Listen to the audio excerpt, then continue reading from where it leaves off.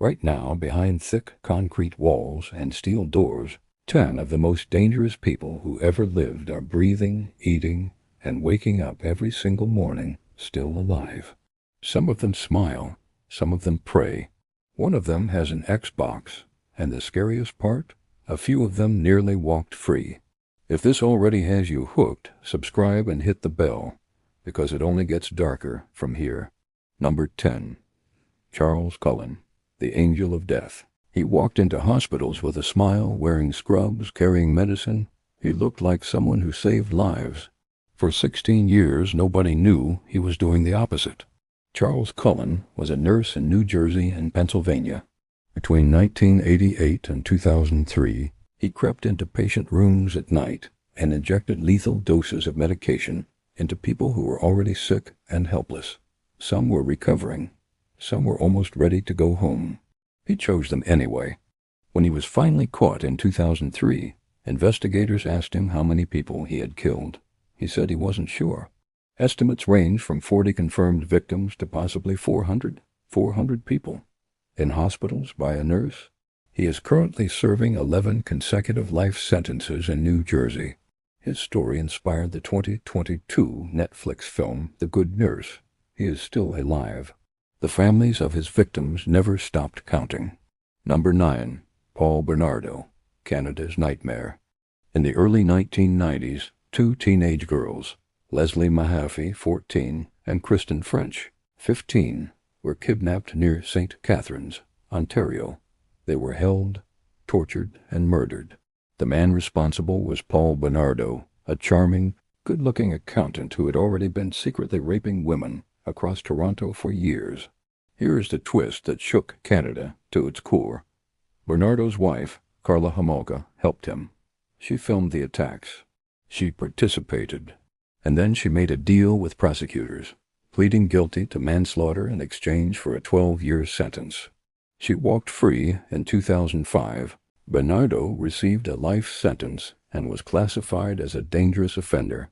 In 2023, prison officials quietly moved him from maximum security to a medium-security prison in Quebec and told nobody.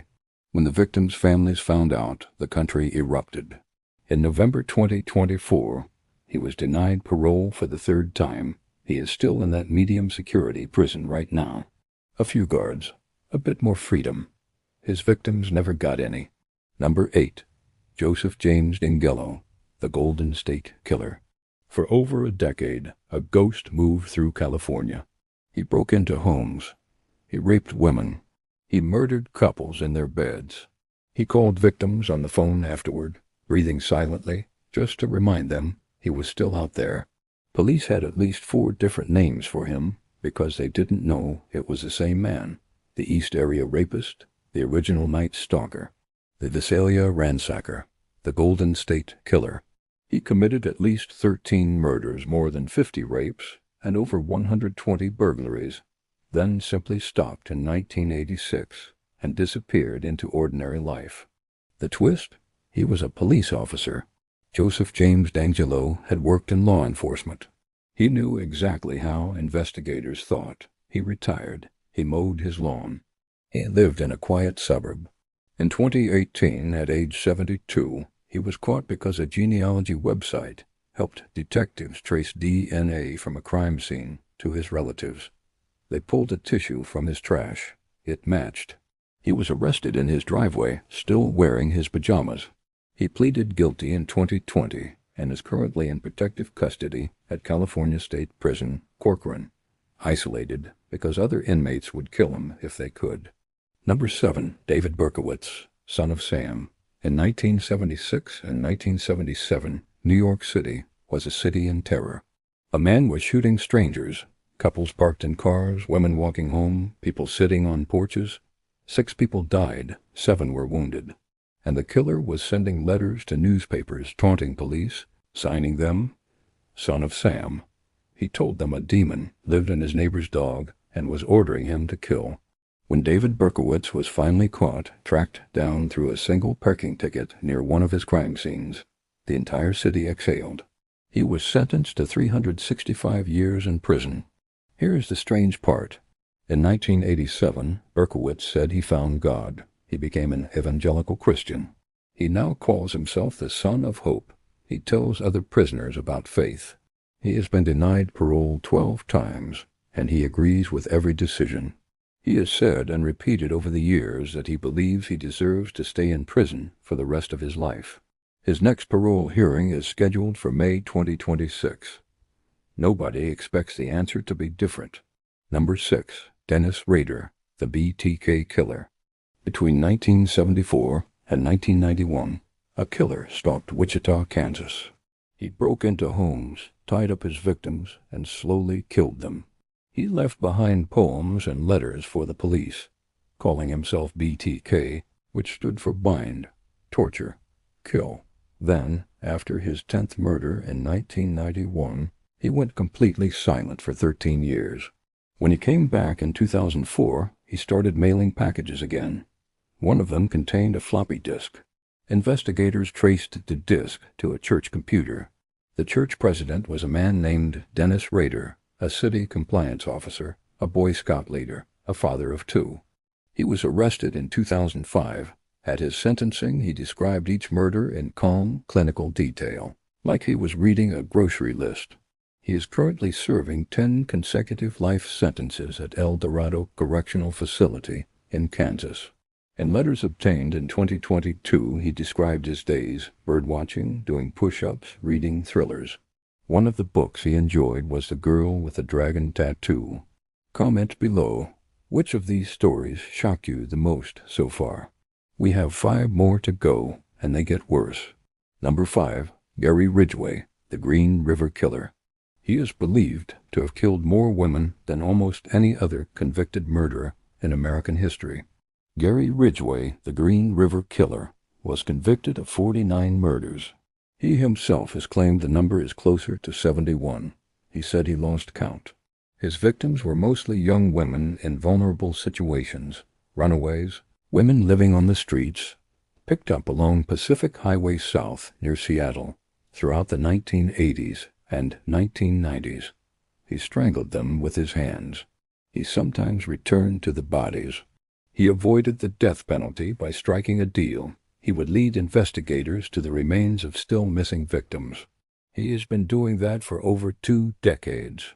In September 2024, Ridgway, now in his mid-70s, was briefly transferred from prison to assist detectives in finding more bodies. Nobody confirmed whether they found anything. The cases remain open. As of late 2025, there were reports that he was in declining health. He is still alive, still serving 49 life sentences.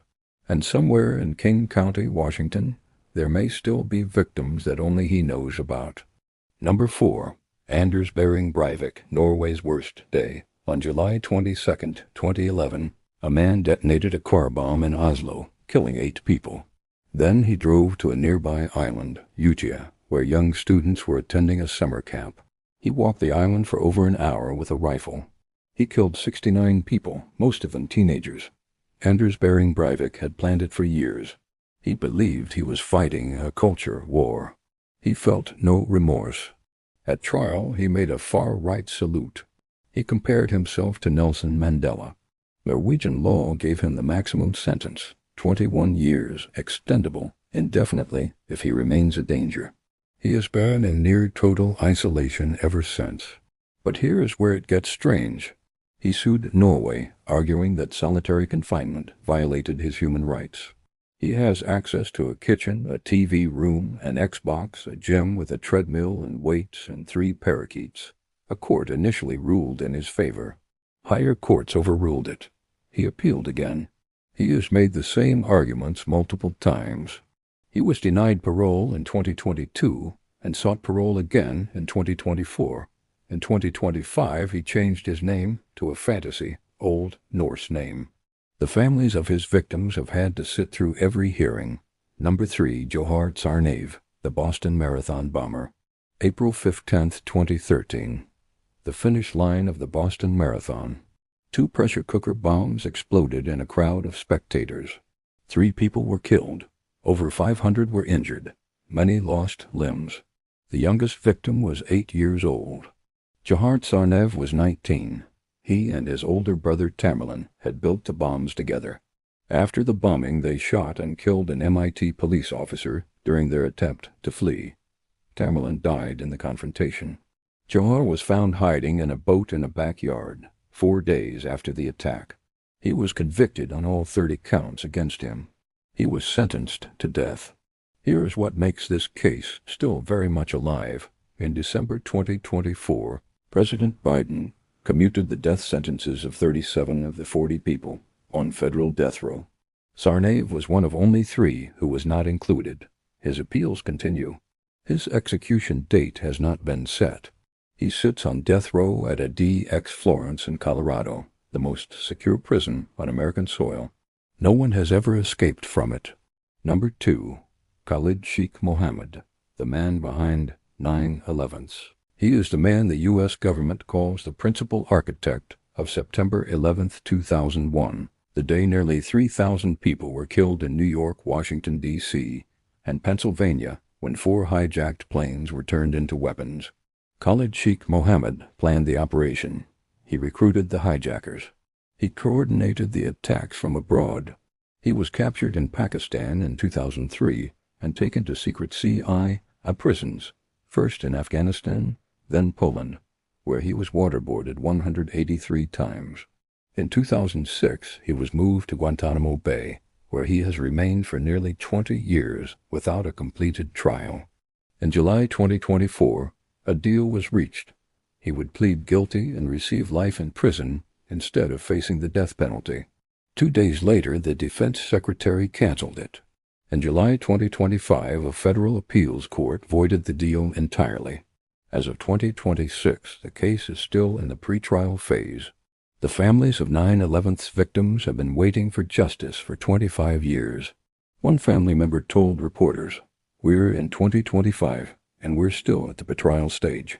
I just really don't think a trial is possible." He remains at Guantanamo Bay, alive, unconvicted.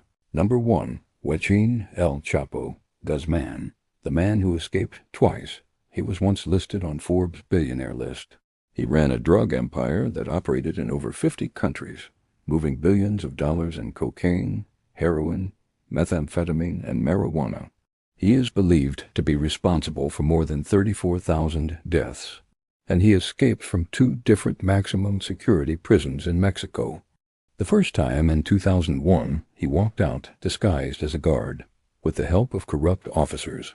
The second time, in 2015, his associates spent months digging a mile-long tunnel from a house outside the prison directly into his cell, equipped with lighting, ventilation, and a motorcycle on rails. He climbed down through a hole in his shower floor and vanished. He was recaptured in 2016, extradited to the United States in 2017, and convicted on all counts in 2019. He was sentenced to life in prison plus 30 years, plus a forfeiture of $12.6 billion. He now sits in a DX Florence, the same prison as the Boston bomber, locked in a cell for 23 hours a day, allowed outside only into a fortified cage. He only speaks Spanish. Prison guards are reportedly instructed not to engage him in conversation. In 2025, his legal team filed a complaint claiming the conditions are causing his health to deteriorate. The man who outsmarted entire governments twice now lives in an 8 by 12-foot concrete room. The tunnel is long sealed. No one has ever escaped from a DX Florence, and unlike his previous prisons, no one is being bribed to help him leave. These 10 people, a nurse, a drug lord, a bomber, a terrorist, a school president, a former cop, a mass murderer, are alive right now as you watch this. Most of them will die behind bars. Some are still fighting for freedom in court, and one is still helping investigators find bodies in the woods. The world locked them away, but their stories are not over. If you watch this to the end, subscribe, because next time we go even deeper. Drop a comment. Which prisoner's story do you think deserves its own full documentary?